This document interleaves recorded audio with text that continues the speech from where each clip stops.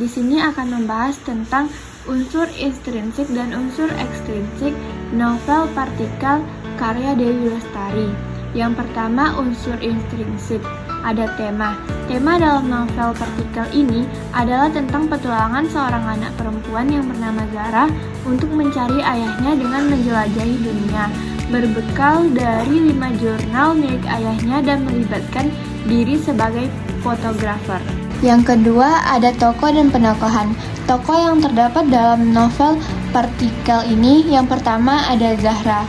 Tokoh Zahra dalam novel ini memiliki watak sebagai perempuan yang sangat mandiri, pantang menyerah, pintar, setia kawan, peduli, rajin, pemberani, memiliki rasa ingin tahu yang sangat besar, penyayang, bijaksana, dan juga hobi dengan fotografi. Dia merupakan tokoh utama dalam novel ini. Yang kedua ada Firas. Firas adalah ayah Zara. Firas memiliki karakter penyayang, pintar, baik, sangat terobsesi terhadap bumi, ambisius, cinta alam, dan berdedikasi tinggi. Yang ketiga ada Aisyah. Aisyah adalah ibu Zahra. Aisyah memiliki karakter yang baik, penyayang, ia juga cantik dan tegas. Ia juga perhatian, tangguh, optimis, dan juga religius. Yang keempat ada Hara. Hara merupakan adik dari Zara. Hara memiliki karakter yang baik, tegas, dan tegar, serta patuh, penyayang, pintar, dan juga bersifat dewasa. Yang kelima ada Abah. Abah merupakan kakek dari Zara. Abah memiliki karakter yang baik, tegas, religius, dihormati, dan juga mau mengabdi. Abah merupakan ayah kandung dari tokoh Aisyah dan ayah angkat dari tokoh Firas. Yang keenam ada Umi. Umi merupakan nenek Zara. Umi juga merupakan ibu kandung dari tokoh Aisyah dan ibu angkat dari tokoh Firas. Umi memiliki karakter yang religius. Yang ketujuh ada Koso. Koso adalah teman Zara yang mempunyai penyakit disleksia. Ia sangat pandai dalam olahraga, baik dan pengkhianat. Karena Zoro menyakiti hati sahabatnya sendiri yaitu Zara, ia berselingkuh dengan pacarnya Zara. Yang kedelapan ada Pak Kas. Pak Kas memiliki karakter yang baik, perhatian, suka menolong, seorang fotografer, dan juga merupakan pendengar yang sangat baik. Yang kesembilan ada Asep. Asep memiliki rambut kribo dan berbadan kurus. Karakternya baik dan suka membantu. Yang kesepuluh ada Strom. Strom adalah pacar Zara. Ia memiliki karakter yang baik, romantis, berkarisma. Dan juga ia pada akhirnya berkhianat karena Strom berselingkuh dengan Koso, sahabat Zara sendiri. Yang ke-11 ada Paul. Paul merupakan tokoh yang berprofesi sebagai fotografer. Paul memiliki karakter yang baik, perhatian, penyayang, peduli, dan juga ramah. Yang ke-12 ada Zack. Zack adalah teman Zara. Ia memiliki karakter yang baik dan juga ceria. Yang ke-13 ada Gary Anderson. Ia merupakan teman Paul yang juga berprofesi sebagai seorang fotografer. Gary memiliki karakter yang baik, rapi, dan juga penakut. Yang ke-14 ada Ibu Ina. Ibu ini memiliki karakter yang baik, pintar, penyayang, ramah, dan sangat perhatian. Yang ke-15 ada Pak Simon. Pak Simon ini memiliki karakter yang baik, sangat ramah, tegas, kaya, dan juga bijaksana. Pak Simon ini merupakan teman dari ayah Zara, dari toko Zara.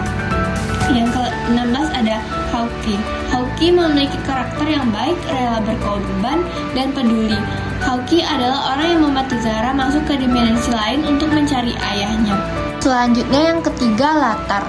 Latar tempat di dalam novel ini ada beberapa. Yang pertama di Bolivia. Seperti pada cuplikan data, lebih baik aku tenggelam di sini. Madidi, Taman Nasional Bolivia seluas 19.000 km persegi.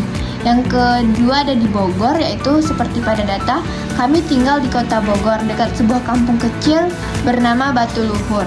Yang ketiga ada Bukit Jambul. Perjalanan ke puncak Bukit Jambul adalah ujian terbesar dari ayah di sepanjang 12 tahun hidupku. Yang keempat ada di Batu Luhur. Seiring waktu, Abah menjadi tokoh agama sekaligus tokoh ekonomi di Batu Luhur. Selanjutnya ada di Saung. Saung seperti pada data berikut, seolah mafhum atas apa yang terjadi. Mereka membiarkanku menggelar sleeping bag di saung ladang ayah tanpa bertanya. Yang selanjutnya ada di Tanjung Harapan seperti pada data. Tanjung Harapan baru persinggahan pertama. Yang selanjutnya ada di London. Kupikir semua ini cukup untuk menghadapi dingin London. Yang selanjutnya juga ada di hutan Kalimantan. Seperti pada data, hutan Kalimantan pun memiliki beruang madu. Yang selanjutnya ada latar waktu. Terdapat beberapa latar pada novel ini, yaitu ada di pagi hari, sore hari, dan malam hari. Seperti pada data, esok paginya setelah kematian adik, rumah kami menjadi rumah duka. Sekitar pukul 6 sore terdengar bunyi klakson 2 kali dan sebuah kesibukan dimulai. Lalu yang terakhir, pada malam hari ayah mengantarku dengan cerita pengantar tidurnya. Yang ketiga ada latar suasana. Suasana dalam novel ini bercampur-campur. Ada masa ketika panik, seperti pada data, panik ayah merampas jamur itu dari tanganku. Yang kedua ada ketika berduka. Esok paginya setelah kelahiran adik, rumah kami berubah menjadi rumah duka. Yang ketiga ada suasana marah, ayah membanting pintu. Yang keempat ada suasana yang menegangkan, seperti pada data, ketegangan antara ayah dan kakek nenekku makin kentara. Yang kelima ada sunyi, kami bertiga malam-malam dalam kesunyian. Yang selanjutnya ada alur. Alur dalam novel ini menggunakan alur maju mundur atau campuran. Pada awal cerita dimulai pada tahun 2003 ketika Zara berada di Bolivia. Kemudian kembali menceritakan mengenai keluarganya dan konflik yang terjadi di dalam keluarganya mulai tahun 1979 dan kembali lagi tahun 2003. Kelima ada sudut pandang. Dalam novel ini menggunakan dua sudut pandang, yaitu sudut pandang orang pertama karena Zara menceritakan pengalamannya sendiri, dan yang kedua sudut pandang orang ketiga serba tahu. Pengarang tahu segala yang terjadi pada setiap tokoh. Jadi dalam novel ini terdapat dua sudut pandang tersebut. Yang terakhir ada gaya bahasa. Gaya bahasa yang digunakan oleh pengarang dalam novel Partikel ini adalah bahasa sehari-hari. Namun dalam percakapan ada juga yang menggunakan bahasa Inggris serta adanya bahasa-bahasa ilmiah dalam biologi dan fisika. Dalam gaya bahasanya, penulis juga menggunakan majas personifikasi dan majas asosiasi. Yang selanjutnya, unsur ekstrinsik dalam novel Partikel karya Dewi Lestari. 1. Tentang biografi penulis. D. Lestari, nama pena dari Dewi Lestari. Lahir di Bandung 20 Januari 1976. Debut D dalam kancah sastra dimulai dari tahun 2001 dengan episode pertama novel serial Supernova yang berjudul Kesatria, Putri, dan Bintang Jatuh.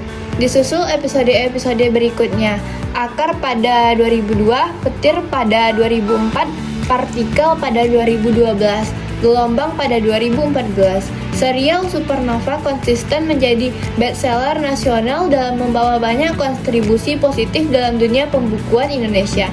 Kiprahnya dalam dunia kepenulisan juga membawa D ke berbagai ajang nasional dan internasional.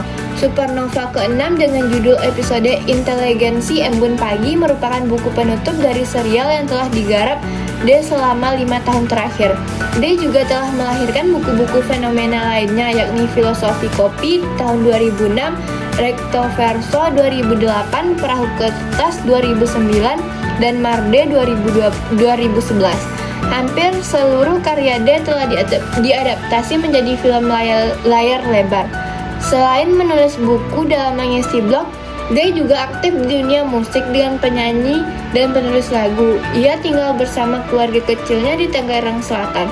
Dari dapur rumahnya, D juga rajin berkarya resep masakan yang diunggah ke situs pribadinya di dunia maya. Penikmat dan penggemar buku-buku D dikenal dengan sebutan addiction. Unsur ekstrinsik selanjutnya yaitu tentang nilai-nilai dalam novel tersebut. Yang pertama terdapat nilai pendidikan, yaitu tentang kesetiakawanan. Hal ini terjelas saat Zara rela berkorban demi sahabatnya Koso yang tidak naik kelas karena mempunyai penyakit bernama disleksia. Zara rela belajar bersama Koso.